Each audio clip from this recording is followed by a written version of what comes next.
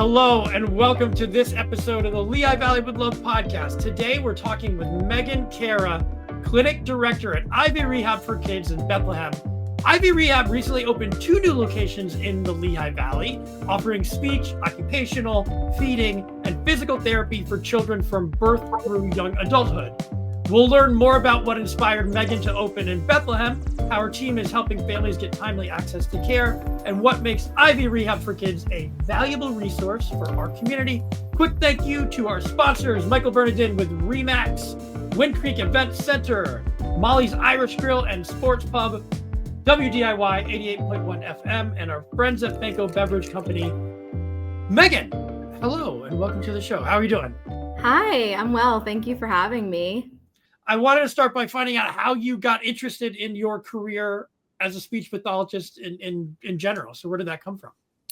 I'm a Lehigh Valley native. So I grew up in Whitehall area. I went to Parkland High School. I initially started as a psychology major in college. Okay. And after just, looking at different avenues and everything, I ended up deciding to go into speech language pathology. I started at Penn State for my undergrad, and then for grad school, I went to East Stroudsburg. So it's been just a journey from there of growing clinically and professionally and as a person, and it's been a great experience so far. Can you tell me about the profession in general? What are some of the rewarding aspects from your job?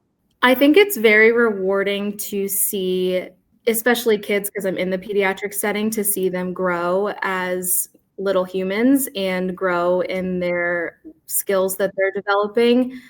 I work with kids from, birth to 21, and there's a variety of different disorders or delays that we treat. And it's very rewarding to see kids meet their goals and be able to, function in the way that them and the families would want and would expect. And yeah, I mean, I had this to ask you kind of later, but I guess it makes sense now because I'm, uneducated in this world. It's a very niche thing. Not many people are. But it affects a lot of people, and it affects people who, I know personally. So, what are some of the things that you treat, or what are some of the things that you work with people on? So we work with kids, especially in the pediatric clinic. We work with kids a lot who are diagnosed with autism or developmental delays. We see kids with feeding difficulties, with regulation difficulties. That's more so an occupational therapy specialty. Physical therapy works with kids recovering from injuries or, kids who are delayed walking. So we really see a very broad range of cases, and each case has their strengths, then each kid has their strengths and areas of need. And it's very cool to be able to develop treatment plans targeted for each individual kid as opposed to diagnosis as a whole. And It's a very cool thing to see, and to see that trajectory and that progress over time. Well, I guess that makes a lot of sense. You have to look at individual as an individual and then, assess from there. But we're getting a little ahead of ourselves, and we got to learn about Ivy Rehab for Kids. We mentioned that there's one. You have the one in Bethlehem, and you're clinic director there, and there is one in Allentown that you have a relationship with, of course. Yeah. So tell us a little bit more about Ivy Rehab for Kids. Why open in Bethlehem? And what does it provide to the community? It has been such a cool experience to open the Bethlehem clinic. We opened back in June, so not too long ago. So we're still new, but we've been growing more and more. And I think that we decided to open up in the Lehigh Valley just because it's an area that seemed to be really in need of more access to services in a timely manner. You can never have too many of these clinics around, really, because there's always going to be kids who need help. And the Allentown location, they were actually the first one in the Lehigh Valley to open, and they've been doing the same, just growing and trying to build ties within the community. Both myself and the clinic director over there, Lauren Maff, we both are from the area, so it's cool to have that personal connection and be able to go out into the community. We try to do a lot with the community, just not only to get our name out there, but just to make those connections and have a established relationship with families. Right. I can't, it's probably invaluable to just be from the area, just make some people a little bit more comfortable. Not saying, please come here from outside the area. Yeah, no, for sure. There's so many times where I'm like, oh yeah, just go over to, the mall, like it's just yeah. it's Yeah, exactly.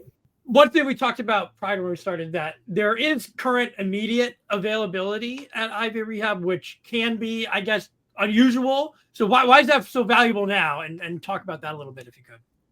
Yeah, there is often, some wait time involved with kids getting the services they need. And we're very proud to work hard to offer services in a timely manner, especially for the younger kids. I mean, everyone deserves, to get the care they need in a timely manner, but especially, with earlier intervention, it's even more crucial to work on those skills early on. So it's definitely a benefit that our clinic has, and that the Allentown clinic has as well, that we are very in tune to what the current needs of the community are, and we can reflect that need within our staffing, within, getting kids in and being flexible and trying our very best to get the kids the services they need at the frequency they need as soon as they need it.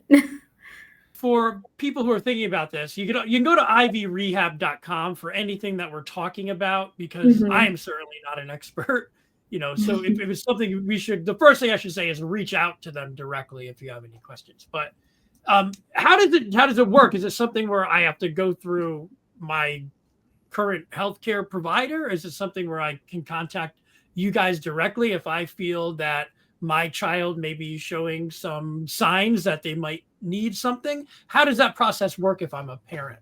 Yeah, typically you can contact us directly, or you could go through pediatrician or primary care physician and just say, hey, I'm seeing these concerns in my kid. I would like to talk about speech therapy or occupational therapy or whatever it is. You can look up your own choices for clinics in the area, or you could contact us directly and we can set you up for an evaluation that way. There's actually a lot of different avenues that you can go through. So I recommend anybody who has a child who they think might benefit from services, just do a quick little Google search of pediatric clinics in your area. And if our name pops up, then give us a call. We take most commercial payers and some medical assistance plans as well. So best way to find out if we are in network with you is to just give us a call, and we will run that info and make it work. There have been a lot of topics in the news and in the media lately. What kind of trends or challenges are you seeing when it comes to supporting kids' development as a professional? Yeah, there's definitely some challenges, especially just with, global trends of autism diagnosis going up and everything. I think the biggest barrier is honestly misinformation being spread, and, education of not only caregivers, but teachers and daycare workers and doctors, like everybody, even like speech therapists, like we all, I feel, just need to be a little more educated about what we're looking for and what we're treating. And going back to what I said earlier, I think the biggest thing for me personally is treating the kid and not the diagnosis. A lot of delays and a lot of disabilities are a spectrum, so it's hard to put a pretty bow on something and call it what it is, Yeah, and I mean, you just said, what's the answer? And some of it is to continue to get more educated. I think that's a great response, right? Because maybe we need to, maybe we're seeing more autism diagnoses because we're knowing more, we're learning more, and what does that mean? So yeah, continuing to expand. And is it something too where I'm sure one of the scariest moments is when you just, as a parent, you might have a question like, I just don't know. Like, I don't know if this is something that could mean something more, and what I'm talking about is like a symptom or action that a child might be doing over and over again, something like that. Yeah. Is it, in your opinion, like, hey, if you have a question about it, isn't it best to just reach out and try to get that question answered? Or yeah, it might seem silly, but yeah, no, I think so. I think I said, the more education, the better, but we have to be careful where that education comes from, right? Like we can't trust Google AI for everything. So it is always best to just call or shoot us an email or just say like, hey, I'm seeing this, do you recommend an evaluation? We're also very big on offering free screeners for children. And that's just a very quick thing that we just check off a few boxes and say, hey, I think your kid would benefit from an evaluation, or I don't think they need one right now, but here's our information and here's some handouts and resources, and come on back if you feel like things get worse or you're seeing new concerns arise. So the best thing to do is just give us a call and we can just schedule an evaluation. Worst comes to worst, we say, hey, your kid looks great. They don't need services right now. Come back, and if you feel like that changes, Could you give me a sense of everything that Ivy Rehab for Kids offers?